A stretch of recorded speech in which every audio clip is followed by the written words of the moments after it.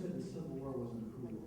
So I'm sure we're going to get full detailed instructions on how to use these lovely little glasses.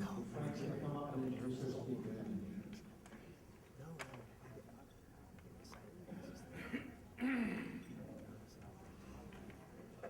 Well, our speaker tonight got his beginnings in Wisconsin Dells. He's also experienced Summerfest, although not as he would have liked to have, because he was less than 21 years old and he was in Bobby. So some of the people that were in blue back in the day may have had first-hand experiences with Gary. He is a flatlander, but he did spend 30-plus years off and on going to a cabin in Wiles County. He is a really smart man, though he's a Bears fan. Let's see, what else? He's probably a familiar figure to a lot of you folks because he's been on TV a lot, BBC, History, C-SPAN, and something out of Philadelphia or Pennsylvania or whatnot, their little cable network. He's also an award-winning author, written about co-author or editor. He's written about 20 books, 35 articles. And if anyone had brought a book for him to sign tonight, maybe at the end, he can borrow it and Ken will take a picture of him selling the book. Something like that. Let's see. He's full-time with as Director of History and Education with the Civil War Trust. And he's going to take photography and tell us all about the Civil War. I want to say, it's, like the ad, it's Edelman again, but this is the first time he's been here. So let's welcome Gary and enjoy the show. Thank you, Frank. Thank you all. It's great to be back in my original neck of the woods. Literally, I was conceived in the Wisconsin Dells, so he wasn't kidding. So my parents tell me, I don't remember. But my clicker doesn't work, so I will be hovering around there. Don't worry, my voice is loud if you can't hear. I see that there are more chairs over there. I have a 3-hour talk to give in 50 minutes, so we'll get going now. You don't need your glasses yet or anything like that. So, Civil War photography started right as the Civil War started. You actually have Southern photographers shooting first here at Fort Sumter in April of 1861. They're not 3D yet, and you have different photographers actually coming out to Fort Sumter shooting these things right in April of 1861. But throughout the Civil War, you're going to have only a handful of photographers actually able to leave their studios. There are thousands of photographers in America at the time of the Civil War, but only a handful would actually figure out how to leave their studios and shoot documentary photos out on battlefields. And most of these people were either trained by, worked for, or worked with Matthew Brady himself. These guys went out with cumbersome equipment and difficult to handle darkroom wagons and sensitive glass plates, and went out in the field with bulky cameras like this and recorded about 10,000 pictures out on battlefields. They had these what's-it wagons or what-is-it wagons or mobile developing wagons, and here's a photographer with some of his equipment. You can see there, if you zoom in on these things, you see him holding one of the glass plates that would actually hold the image that was burned through those cameras during the Civil War. These things are huge. They're 4 by 10 inches. They're 7 by 9 inches. They're even larger than that. Incredible resolution on these things, and most of the original Civil War negatives exist. We have catalogs. We know which photos were taken, and the Library of Congress, the National Archives, and the Smithsonian institutions have most of them. This idea that they all went away in greenhouses is just made up and one of the many myths I'll hope to break today. That piece of glass I showed you would be burned onto a chemical called collodion with some light-sensitive chemical on top of that, and whatever it shot, such as the Dunkard Church at Antietam, would look like this after they developed it in their mobile darkroom wagon. If you either printed it or put a black background on it, it looked like this. Okay? Now, most of the Civil War photos, most of all of them, 80% or more, were recorded with a twin-lens camera so that they would be 3D when we eventually looked at them. This is no gimmick. Civil War photos were recorded by people as if 3D is the only way you would ever see them. They were recorded low to the ground. They were recorded with a foreground, a middle ground, and a background so that the 3D element would appear better. And we'll get into that a little bit later. Sorry, I forgot I don't have my clicker. And Civil War photographs ranged from Brownsville, Texas, all the way out to San Francisco Bay.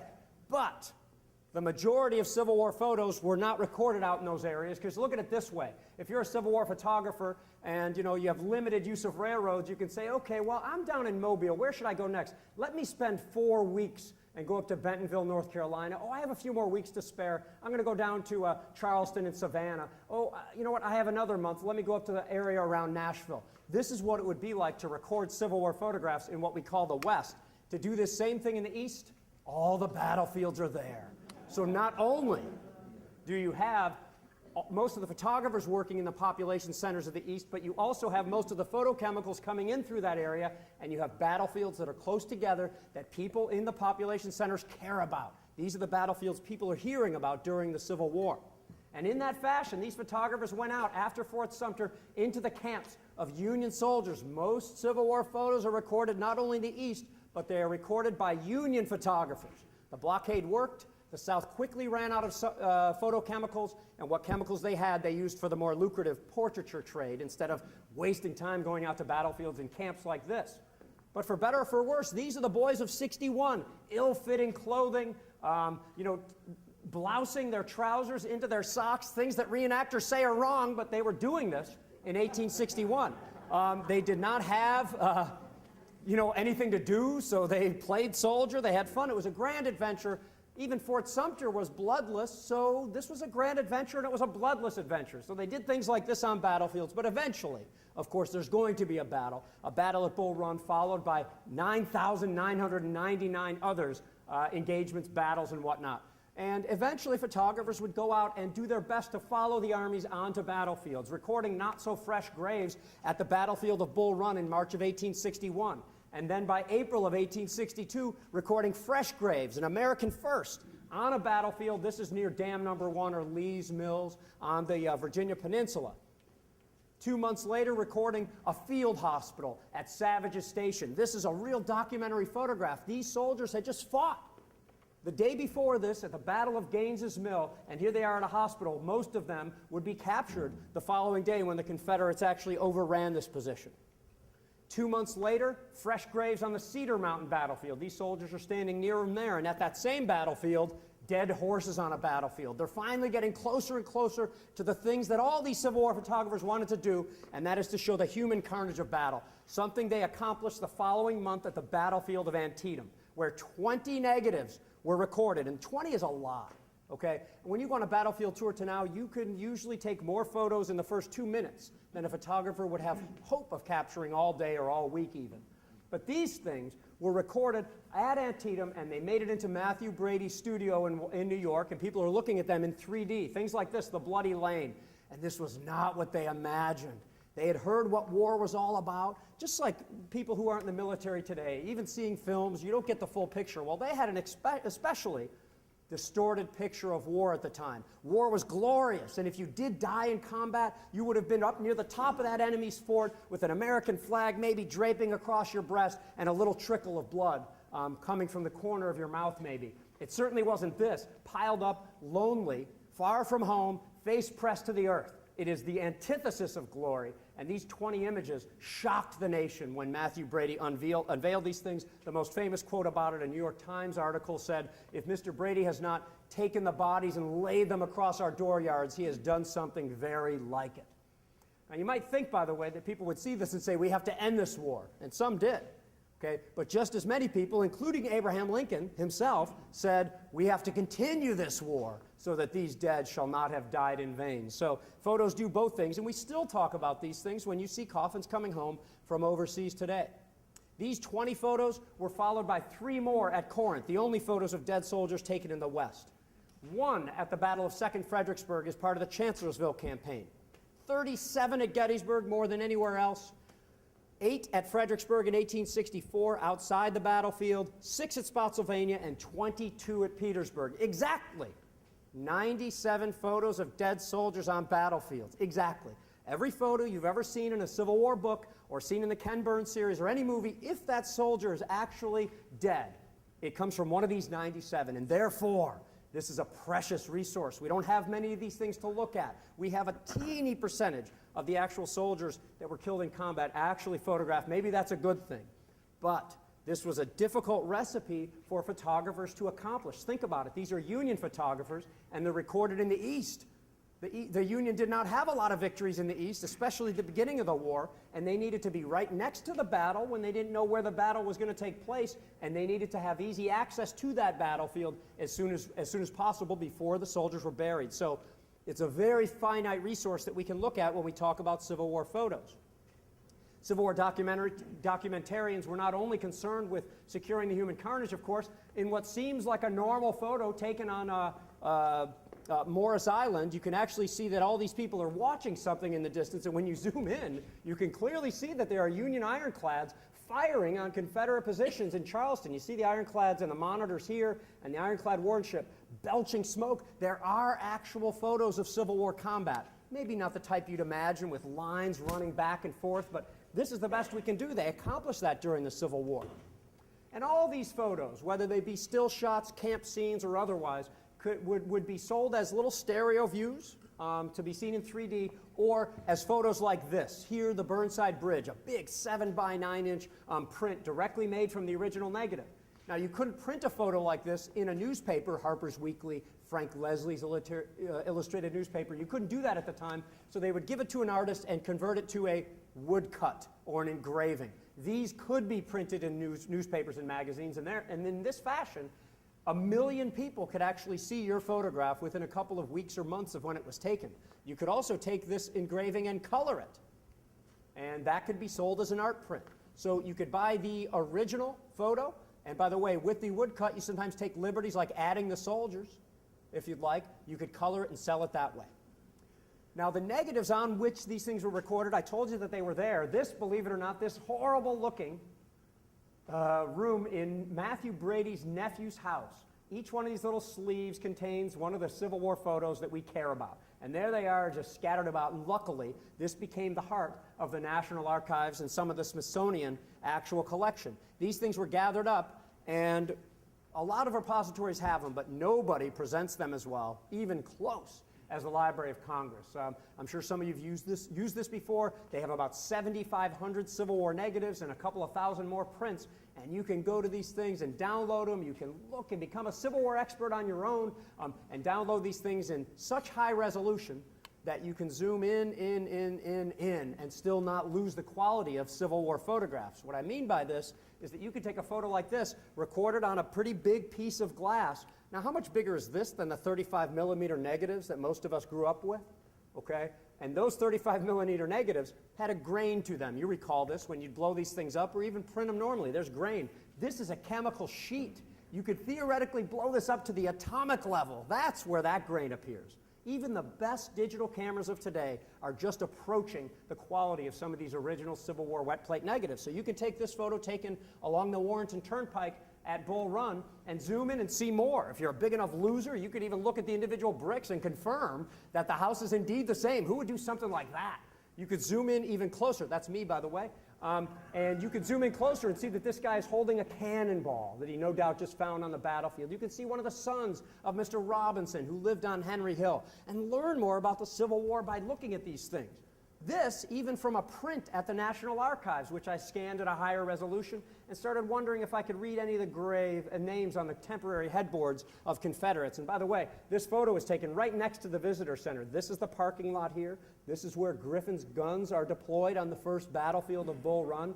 And this place still fills with water to this day, which is really cool. But in zooming in on them, I could only kind of read one of them. And I could only see part of it. JTM, Lexington, Virginia. And only one person remotely fit this. This is John T. McCorkle, Rockbridge Graves. He was a school teacher, 22 years old or so, from Lexington, Virginia. And he fit perfectly. And, you know, he's been moved to a Confederate cemetery. But maybe this is the best we can do for him. But at least we know that whatever we read about John T. McCorkle, that he has died there, and he was on top of Henry Hill and then was moved somewhere else. I think we owe it to these guys to do it.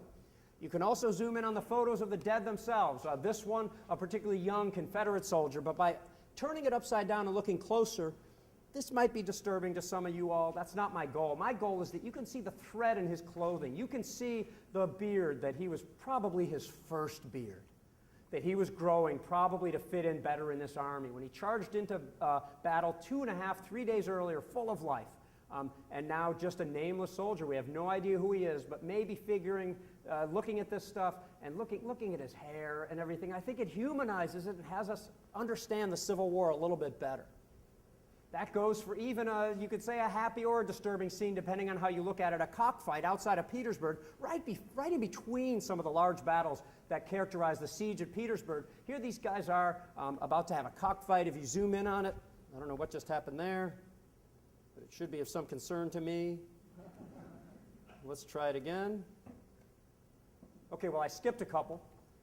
But I was only going to show you a blow-up of the Atlantic Monthly that shows up in there, which is pretty interesting for a kind of a brutal scene where, you know, cocks are killing each other, and then there's some guy holding up probably the most genteel magazine in America at the time. But also in that same thing, there's a guy smiling. Yes, people in the Civil War smiled. They're just like us. My number one lesson from the Civil War, when you read their letters and everything, the undeniable lesson is how much like us they are. Our lives might be a little bit more complicated, and you know, maybe we live longer or something like that, and they're probably hardier than us, but they're just like us. And people smiled in the Civil War like crazy, not just in photos either.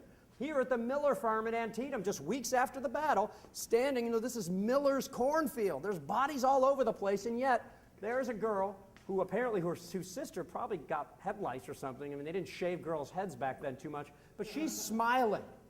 On the porch of this Miller farm. Who knows why? I mean, she's a younger girl.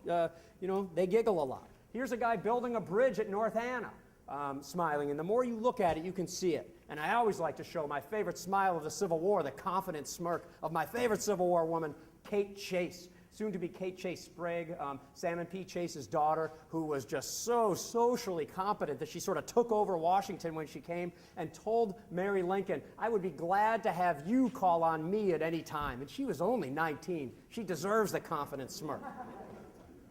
You can also learn things by looking at more than one Civil War photo, such as this one, an uninteresting photo of some of the pontoon boats at Dutch Gap Canal outside of Richmond. And you see a contraband sitting in the foreground, but I'm more interested in this house in the background, because that house, dilapidated, beat-up house, appears in other photos. Oh, check this out. You can see that same side of the house, you know, and you can see the darkroom wagon here standing with some United States colored troops there. You can even see some of the camera equipment on the ground over there, and you can see what the photographer's thinking. Oh, I have an idea. Let me drag this barrel over here. Let's give these guys some guns and stage one of the most famous photos of the entire Civil War.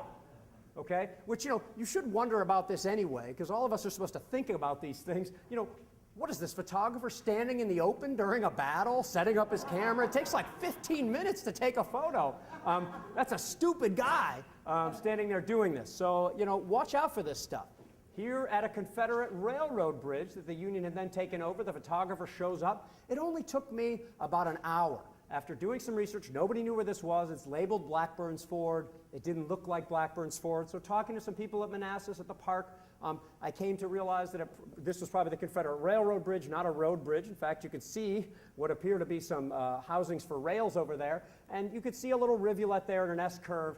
And, you know, within less than an hour, there it is. It's the exact same spot. The rivulet's there. The S-curve works. And maps show that the Confederate bridge crossed right here. And I'm telling you this not to toot any sort of a horn, but you have access to the same resources that I do. You can go to the Library of Congress, you can ask these questions, and there are hundreds, if not thousands, of Civil War photo mysteries to still be solved. You can also just do it for fun here along the James River, where you see a Union Monitor minesweeper. Check this thing out. Actually sweeping for mines in front of it, an observation tower in the background. We know where the tower was, so it's not too hard to figure where the hill was on which that tower sat, even as rivers change course. Going to North Anna, which some of you in the room, I assume, you're members of the Civil War Trust. That takes me to a lot of battlefields. We not only purchased the mill site itself, this is Jericho Mill on the North Anna, where the Union effected a crossing in May of 1864. This is after Spotsylvania and before Totopotomy and Cold Harbor, or as you all would say, Totopotomy. I think I've lost my Midwest accent. You don't find this funny? Come on. It's very evident now that I don't come home as often as I used to. So, in any case, we not only purchased that, but you all helped, some of you all members helped us purchase 640 acres on the other side the entire first day of the Battle of North Anna, which is when most of the fighting took place. But you can go back to this place today. find the pontoon crossing very easily, and still see the mill ruins across the way.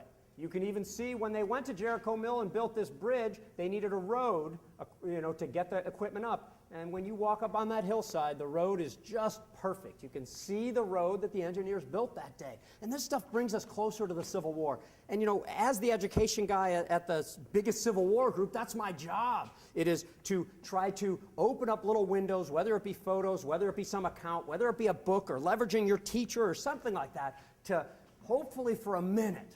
And I know you all have had this experience where you see something and say, that's what it was like. Now I understand. And that's my goal in doing some of this stuff. All right, speaking of which, put those glasses on real quick, because I was telling you that most Civil War photos are recorded in 3D, and you can immediately see the difference here. You see a guy posed in the foreground, and now you know why he's there. It's to increase the 3D depth. This is why you have a foreground, a middle ground, and look at that tower, the perfect background. It makes things stand out more. So I'm not just suggesting, wow, this is cool. The photographers had no thought that you would see it in any other way but in your little stereo viewer at home. Is anybody missing glasses that wants them? Excellent. I'm glad I asked. I didn't think we had any shy people in the room based on the cocktail hour. Excuse me, anyone else? Yes, this always looks very amusing from my perspective. I wonder if we should all turn around and face the camera there. Yes. Can you do a pan? All right. Face the... Yeah, you can wave at him. That's great. Does he look like he's in 3D?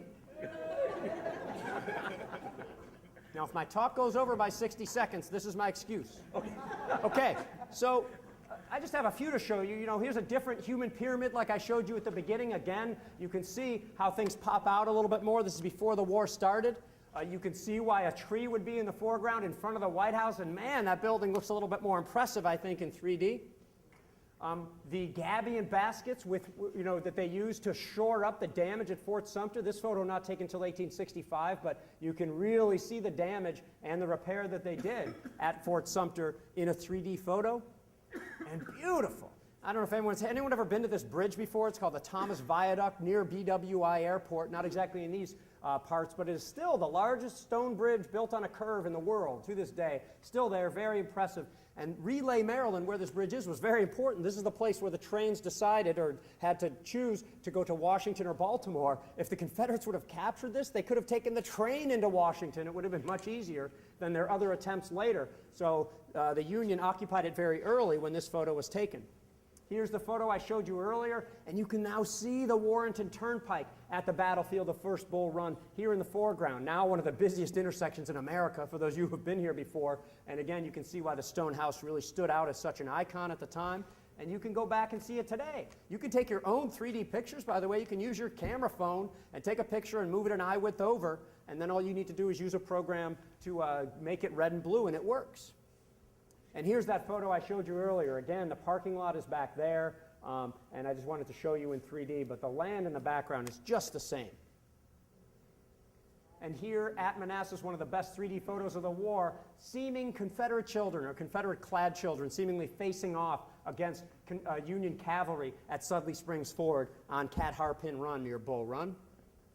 And on the deck of the USS Monitor, it kind of puts you on the deck, and you can see the dents that were made from its fight with the Confederate ironclad CSS Virginia. And I like the 3D aspect. It really puts you right on the boat. What some call the first great documentary photo of the war, you can now see that there are undulations in this field hospital. It's not flat. You can see accoutrements, guns, and other equipment on the fence in the background. You can see people ministering to each other. The corncob hats of the 16th New York really stand out at this point, again, making the photo much better. And a great one at Antietam, not only because it's a beautiful photo. You can see a dead horse actually in the foreground here. This is Knapp's Pennsylvania Battery. This shows the East Woods in the background. This, some of the land the Civil War Trust has recently harassed some of you all about. We just saved the center of the Antietam battlefield, raised enough money for that. And way off to the left, the Iron Brigade would have come in on September 17th, early in the morning, as they flanked the Confederates off the Hagerstown Pike, amongst other things. But a great 3D photo here, right near the Visitor Center. Here's some of the dead being buried at Fredericksburg, one of the 97 photos I actually mentioned. and you can see some of the ones they'd already buried. And this is just one photo that just shows line after line of graves that might total up to the horrible toll of the Civil War. Of course, at Gettysburg, you have more photos taken right after the battle than almost any other place. And again, now you know why this guy's in the foreground looking at the first day's fight over there at the Lutheran Theological Seminary, beyond which, of course, you know the Iron Brigade fought hard at Gettysburg. And they fought right next to General Lee's headquarters, which really appears as a nice home when you look at it, despite some of the damage you might be able to see on it. Many of you know the Civil War Trust also, in the biggest deal we've ever done, actually saved the 4 acres where Lee's headquarters is, and the Civil War Trust owns this building now. Sorry to any of you all that used to stay at Larson's Quality Inn. It's full of asbestos. They were going to close it anyway, I swear.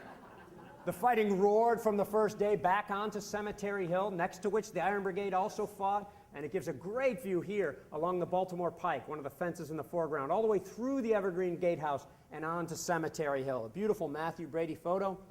Little Round Top, they couldn't get enough of the fortifications because they knew people would be seeing these in 3D, and suddenly the rocks and stone walls look all the more impressive when you see them. As do the dead horses on the Trossel farm, Trossel barn, still there today, and of course you can see the shell hole still in the brickwork to this day. And the bullet-scarred trees at Culp's Hill, where they got there too late, the human toll were already buried, but that did not stop some of the best 3D photography taken during the Civil War, showing the bullet-scarred trees, most of which would die of lead poisoning within the next 25 years. This was a field by the late 1870s, actually. And that Sharpshooter's Rock is still there and very easy to find.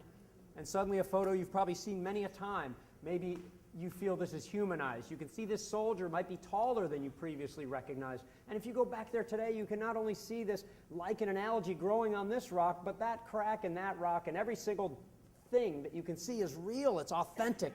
And I think the 3D photos really help us understand that. And of course, the toll of the dead, which only gets sadder when you actually view them in 3D. This one on the Rose Farm, and very sadly, here a soldier who has been dragged into position for burial there, as if it's bad enough being far from home, face pressed downward, his pants are down, just in complete opposition with 19th century America. I mean, if this guy was alive, this would have been the farthest thing that he would have ever done from a photograph. And the grotesque forms, as you get closer to them, they're unrecognizable. I mean, and you have to think of it this way. Imagine if that is your son or your father. And it really, I think looking at these photos, it might make it sadder, but it's what we have to do. And we actually have plenty of 3D photos of the Gettysburg Address as well. Whether Lincoln's in any of them might be a different story. We know of one, but it's not in 3D where he is. There's the Evergreen Gatehouse. There's East Cemetery Hill. And there are still dead being buried within yards of where this photo was taken. All right, we can take them off now. You'll need them back one more time a little bit later. Now, most of the photos I've been showing so far are in the east, so I wanted to make sure we were all on the same page here. So this is the east, and somehow this is the west. Now, I'm still trying to figure this out. Somehow, if you move southeast of the east, you're in the west. If you move from Petersburg down to Wilmington, you're in the west. I know we all really know the answers to this about the armies marching from one to the other, but the real problem today is that here's how people really think of it, and that is that all the famous battlefields are in the east, and then there's these other things going on in the west. You know, I'm probably part of the problem, but this has been going on since the Civil War.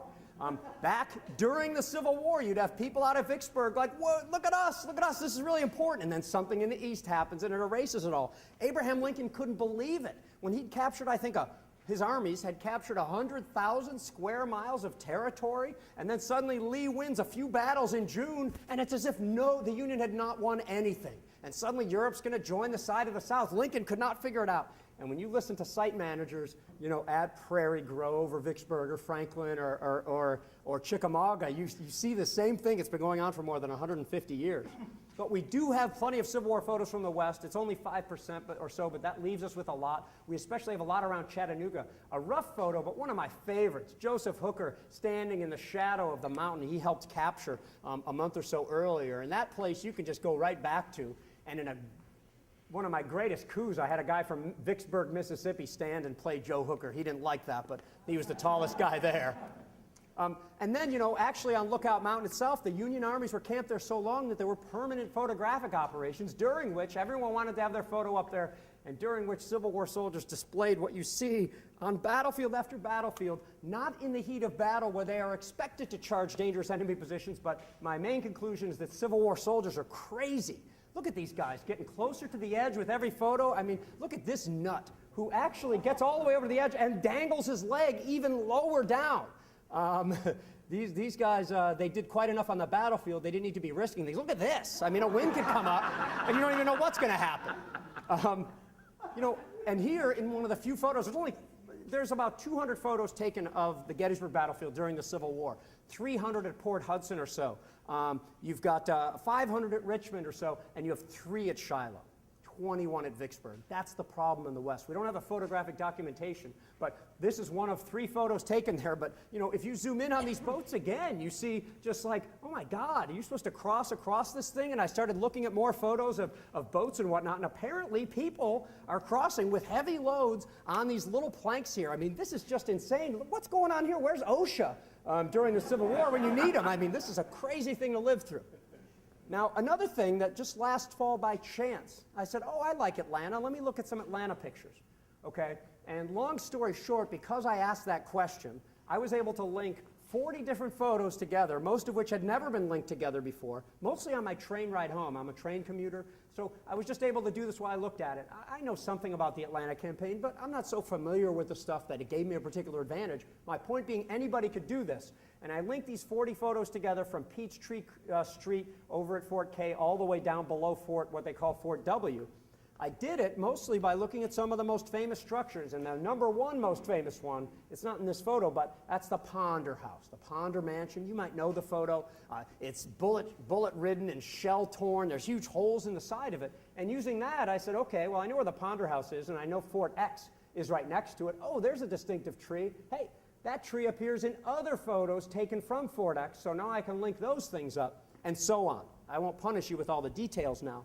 But from Fort X, now that I know how that relates to the Ponder House, I was saying, hey, these 2 photos, they show the same background. How close together are they? Well, I see distinctive dimples in some of the sandbags and a distinctive branch coming up. Okay, that's the same place. Hey, when I looked in the background of these 2, I noticed that I could see, I'll show you, like kind of a damaged building. And as soon as I saw it, I said, hey, that looks familiar to me. I wonder if it could be. So I pulled up another photo. There's 4 photos taken here called a Union picket post. I said, that's a damaged woodshed. Wow, I wonder if that could be Fort X in the background. Well, let's look at them together. Well, so these are from reverse. I noticed they both have a woodshed in them. I noticed that they both have a bent tree in them. And I noticed that they both have a trench right next to them. Okay, well, that's pretty strong. I was already sold, but just in case, well, what about the intervening trees between Fort X and this picket post? The trees should be the same if so. So I said, wow, okay, that looks like the same tree. Let me even reverse one of them and see if it is the same tree, and of course it is. So any of you all can do this just by taking what interests you. You can do this kind of photo research. You can just take your favorite primary source or photo out to your favorite historic site, and I promise you it'll pay off. So as we move on through the Civil War, here we are in 1864, where Sherman has already marched to the sea, and now he's marching northward through the Carolinas here in 1865. The capital at Columbia gets burned, probably by both the Union and the Confederate Army, from what I read about it. There is a battle, the largest battle fought in North Carolina at Bentonville, North Carolina. The Confederates lash out, probably Joseph E. Johnston's greatest offensive maneuver of the war, but they could not make a big enough difference before the rest of Sherman's powerful force arrives. When you read about this battle, you come to realize that the Confederate regiments, the old Army of Tennessee, which had fought everywhere and hardly ever won, but man, did they fight hard, their regiments have an average of 17 people each. That's a whole regiment. That should have been 1,000 people, and throughout most of the war was 300 people, 17 people by then. And while this stuff is going on, Robert E. Lee is just trying to hold on in Petersburg. There's a 10-month siege there, 9-10 months. The buildings are getting damaged, and riding through those streets, responding with 1 division or 2, whenever an entire Union corps or 2, 3 or 4 times the division size attacks, Lee is holding on for 9 months, launching ferocious attacks as the Union extends their line. And this incredible picture actually shows Robert E. Lee on Traveler. There's only 1 print of this one. You don't see this in too many. It's only in 1 book as far as I know. But here he is in his proud dignity, probably in late 1864. The Confederates have one last hope, and that is to abandon Richmond and Petersburg in 1865, and they launch half their forces against U.S. Grant's forces at Fort Stedman on March 25th, 1865. The Confederates capture the fort, span out from there, but Union reinforcements just came and eventually crushed it, pushed the Confederates back, and even more so, Grant realized that Lee had weakened himself to do this, so he made gains in other areas, setting up the breakthrough of the Confederate lines. Ultimately, this would go from Lewis Farm to White Oak Road to here at Five Forks, showing Confederate prisoners there. And the next day, April 2nd, 1865, you're going to have Confederates abandoning their position. Richmond and Petersburg will be given up, and the whole game has changed for Civil War photographers who can now access Richmond and Petersburg, making these two places two of the top 4 most photographed places of the Civil War. And of course, they recorded 22 more photos, the last 22 of dead soldiers on battlefields at Petersburg. They are particularly sad somehow to me. I mean, this is April 2nd, 1865, when these guys were killed and left in the trenches right near the end. They didn't know this at the time, but those are some of the saddest casualties of the Civil War, as far as I know. Some of them were posed, and you can see that some of the implements appear in various pictures, but this particular bloodied Confederate actually appears in a unique photo that actually shows a dead African American laying next to this guy. Now, it wasn't me, but somebody revealed in Civil War Times about 3-4 years ago that this soldier with the torn vest and the calico pants and the boots there, this gentleman, appears very much alive the following day in Petersburg, okay? So he's got the pants, he's got the vest, everything. Now, I was always bothered, though, that I can't see this side of the soldier. I wanted to see that torn vest to really make sure that he's not just another guy that might be wearing the same clothing, as unlikely as that seems. And then finally, just about last year, I found another picture taken in Petersburg. And the way I know this is the next day is because the Yankees took pictures first at the forts, and then they moved into town. They didn't have access to the town until after they'd already gained the forts. And when you line these two things up, man, you can see that rip right there, and you know it's the same guy. So what this is not the only known photo of an African-American dead on a battlefield, but rather the only known photo of somebody posing dead next to an actual dead Civil War soldier. I don't know what that teaches us other than about some of the unscrupulousness of photographers. Now, at that same fort, there's another photo, and you could see two guys laying on one of the Confederate parapets, and you zoom in on one guy again, and I see, oh, he's got the torn vest, he's got the same boots, he's got the same shirt, but he doesn't have calico pants. So they're different pants. Did this guy change pants during the photo shoot? Or are there two guys with a torn vest in the exact same spot? I have no answer for that yet. And there's the photographer, T.C. Roach, actually lounging on. This is what you did, I guess, at the time. Pretty weird.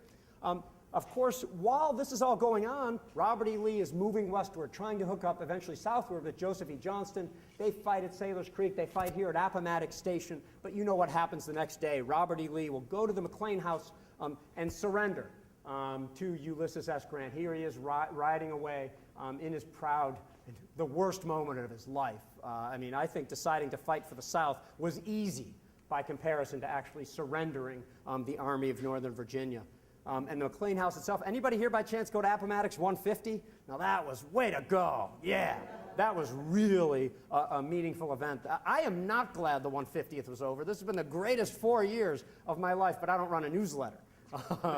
So I can't say that, but many of you know the McLean House was dismantled to be brought to some town around here, but it never did. The bricks disappeared, but they did a great job really rebuilding that same house in the exact same configuration. Even the interior, which was picked clean. Poor Wilmer McLean, who, you know, moved away from Manassas because the battle started near his house, and he moves out to the middle of nowhere. Even today, Appomattox is the middle of nowhere. Then, of course, everything of his becomes famous, and people take it from him, promise him money that he never gets, and you can still go back to that same room, and some of the original materials are actually back to the room today. The courthouse itself burned, but the walls are still original. Great opportunity to visit when you eventually make it out there.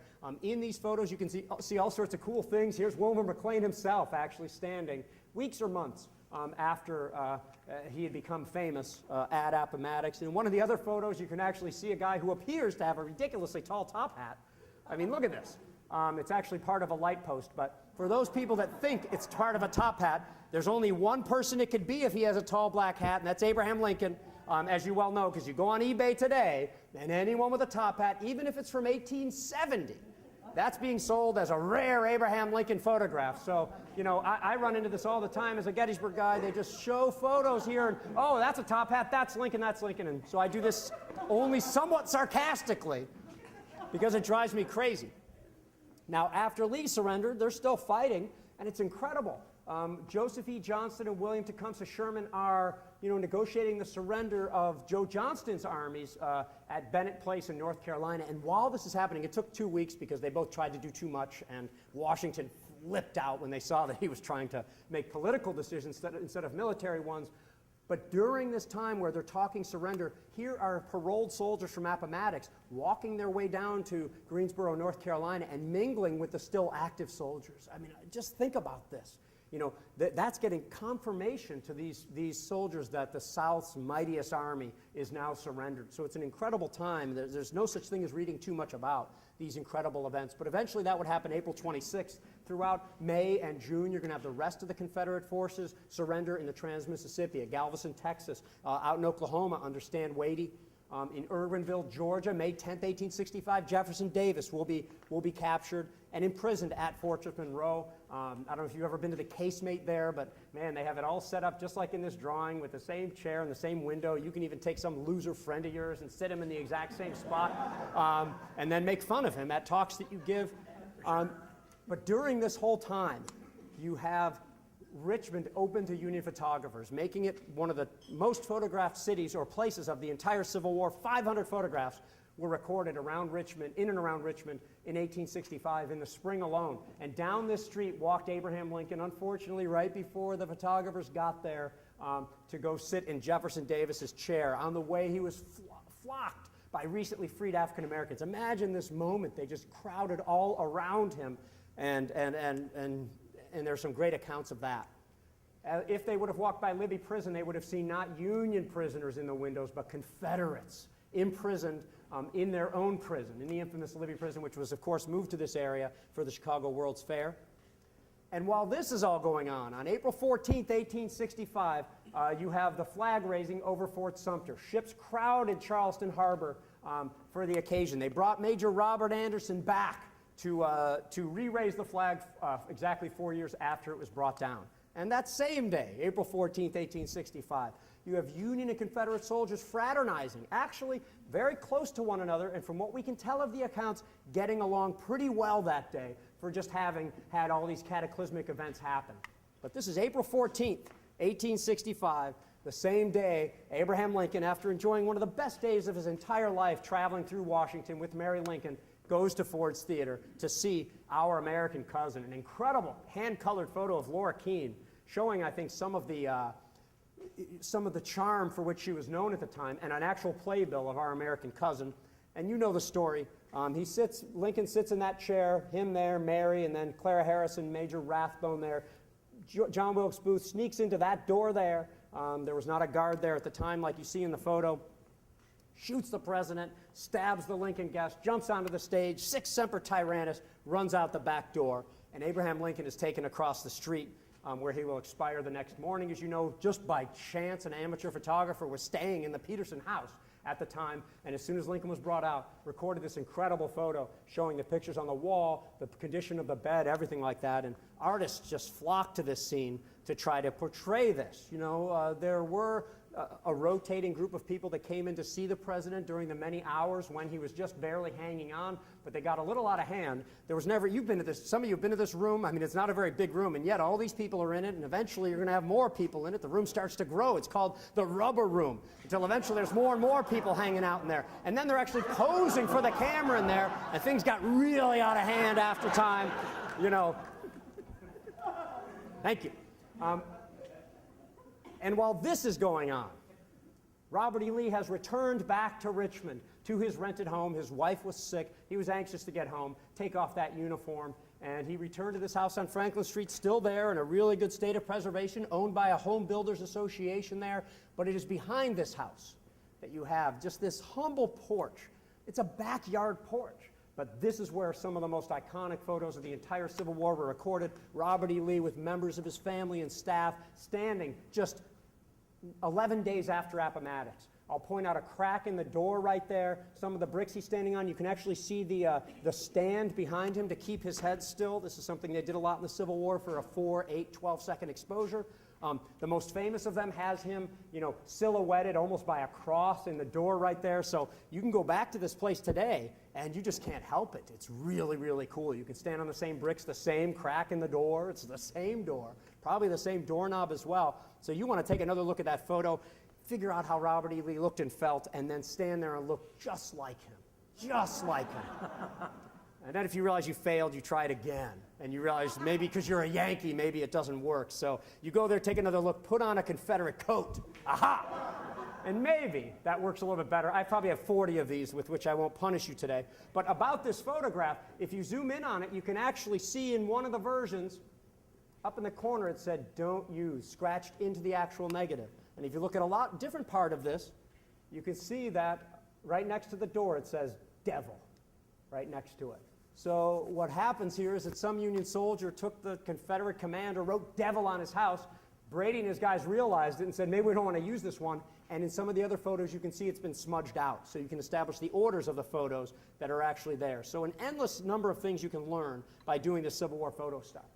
And this is a very crowded month. This is still April of 1865. John Wilkes Booth is on the run. You know he will meet his end at the Garrett Farm on now what is a median strip on Fort A.P. Hill, and some of the other guys are captured, including Lewis Payne, who is really captivating. They've shot something like 15 photos of him because he was a good-looking dude. They shot him from the front and from the side. The first example of our modern mug shot that I now know of, which they do for all criminals, it seems now.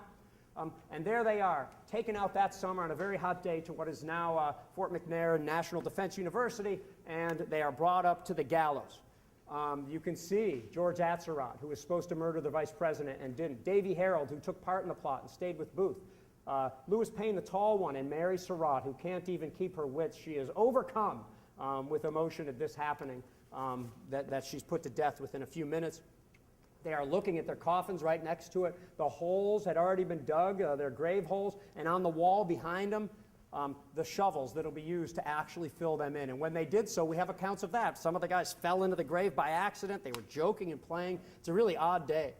Of course, photographers were there to capture not only the moment of the drop, but also to show a scene from higher up where when you zoom in on the scaffold, you can actually see the condemned hanging there, and you can see the coffins have now been brought over to right below the scaffold.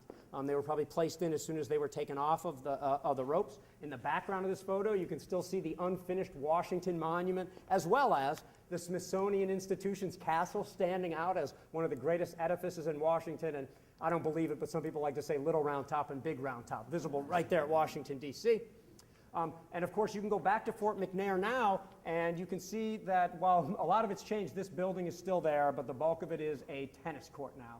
Where this famous scene took place.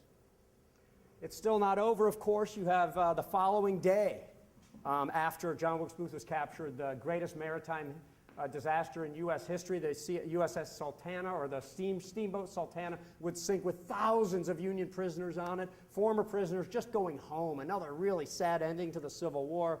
You have another land battle the following month at Palmito Ranch, ironically a Confederate victory.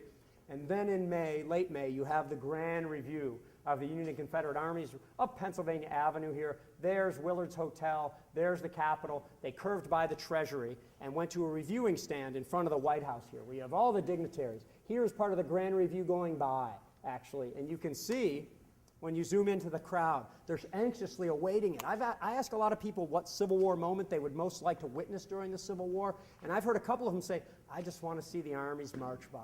I want to say, that's the Iron Brigade, that's the Stonewall Brigade, that's McLaws's division. And that's what these people are finally seeing. They're seeing what they'd heard about all this time.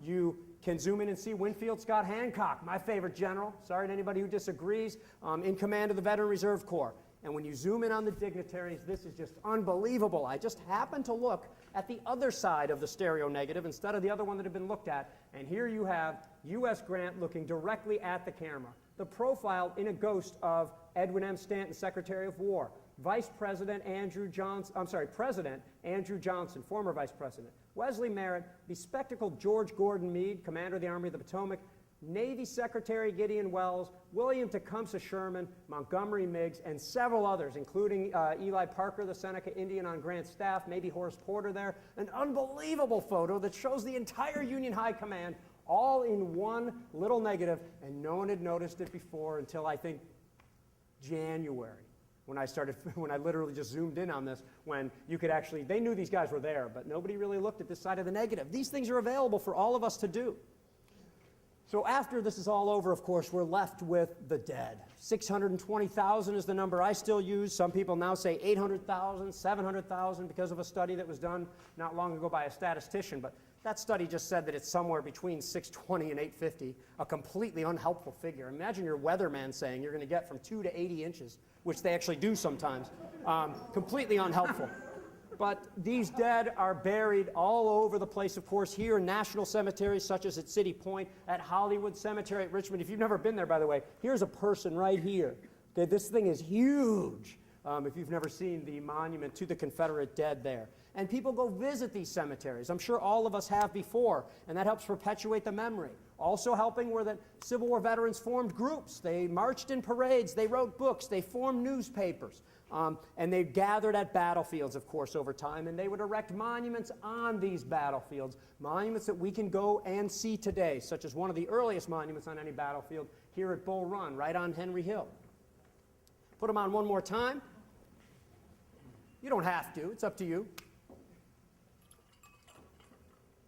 Because Civil War veterans went back to these battlefields to ponder what they had done. Here, looking more like World War I, a trench at Petersburg filled with water.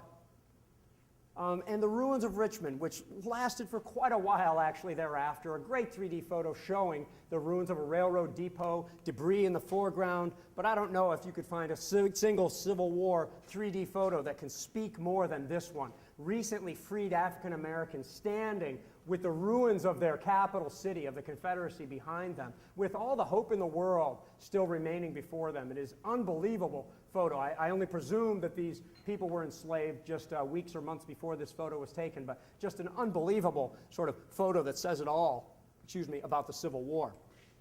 The veterans themselves would go to places like this, like Little Round Top, and mark their deeds and say what they did where. And if we were lucky, people like this, early historians, would actually mark it all down where these veterans said what they did before their memories were gone or before they were gone themselves. Battlefields like Gettysburg and many others would be monumented like crazy as sort of ongoing memorials to the Civil War soldiers. They gathered on battlefields, but really for the last time in any bulk in 1938. Here's FDR on Oak Hill at Gettysburg in 1938 with 2,000 Civil War veterans in attendance, actually. Their average age was 94. They were passing away so quickly by then that 7 of the veterans died when they came to see the dedication for this. They were going away very quickly. But when you think about this, it's just unbelievable to think about what these guys are saying. We have color film now, which the Civil War Trust will actually debut really soon in one of our products, of some of these events. And here they are at Oak Hill. That's the peace light in the background. You see a motion picture camera here. Civil War veterans seeing a motion picture camera, seeing planes flying overhead, okay, seeing tanks on the Gettysburg battlefield. And in this fashion, the Civil War was not that long ago, and that is another message I try to drive home. I have been to 1/6 of the Battle of Gettysburg anniversaries. I have met at least 200 people who have met Civil War veterans, and I'll bet you some of you all might have had that opportunity, even yourselves. It wasn't that long ago. Before I die, I hope to have been to 1/3 of the Gettysburg or the Civil War anniversaries. And I think by using photos, by doing whatever you can, learning more about the topic, going back to the places that they were, and looking into their faces, it can shrink the amount of time between that event and where we are today. And as I said earlier, you look into their faces, these are the people watching the Grand Review who had, just as civilians or soldiers, lived through the Civil War, and they were just like us. And the more we can get that into our minds, I think the more we can understand this conflict we all talk about. So go to a wet plate studio, hold an iPad, and see that it's sometimes just the camera making these people look older. And I think that, I want to encourage you when you go out to Civil War battlefields, when you read about the Civil War, to keep this stuff in mind, that it wasn't that long ago, and they're just like us. And remember that the Civil War Trust, with the help of a lot of people in this room, has preserved more than 41,000 acres of battlefield land. The federal government, for 100 years, preserved about 75,000 acres. we, in 15 years, have gotten another 41. So if you're into Civil War battlefields, consider getting involved or in the Civil War Trust, or just go to civilwar.org. We have the most Civil War resources, all available free on our website. Thank you very much.